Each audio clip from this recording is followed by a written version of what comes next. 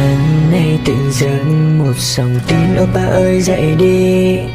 Ôi sao anh thấy anh hạnh phúc qua đi.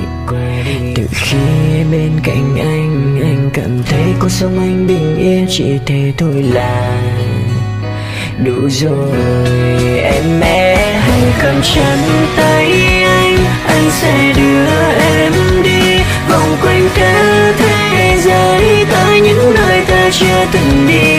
Và anh tìm cảm giác em ôm anh từ phía sau, rồi thì thầm tay anh nói rằng em thích anh. Và anh không dám chắc em là người con gái đầu tiên, nhưng mà anh dám chắc em là người cuối của anh. Ok, anh yêu em nhiều lắm, chẳng một người nào có thể thay thế được em.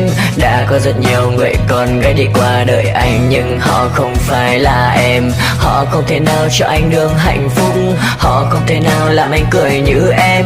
Em dấu yêu ơi đừng đi đâu nhé em, người con gái anh yêu chỉ có mình em. Cầm chặt tay anh sẽ đưa em đi vòng quanh cả thế giới, tới những nơi ta chưa từng đi.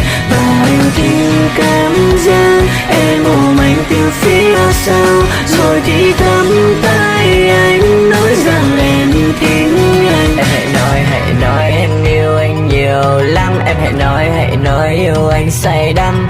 Anh yêu em và chỉ yêu em thôi, và không bao giờ đổi thay đâu. Anh muốn nói rằng đừng chia tay anh muốn nói rằng đừng đi đâu xa anh muốn nói rằng anh yêu em, rằng anh yêu em baby.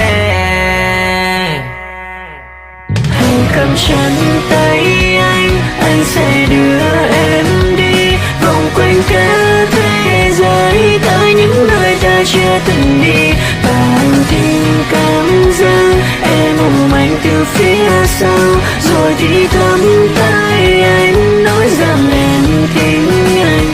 Và anh không dám chắc em là người con gái đầu tiên, nhưng mà anh dám chắc em là người cuối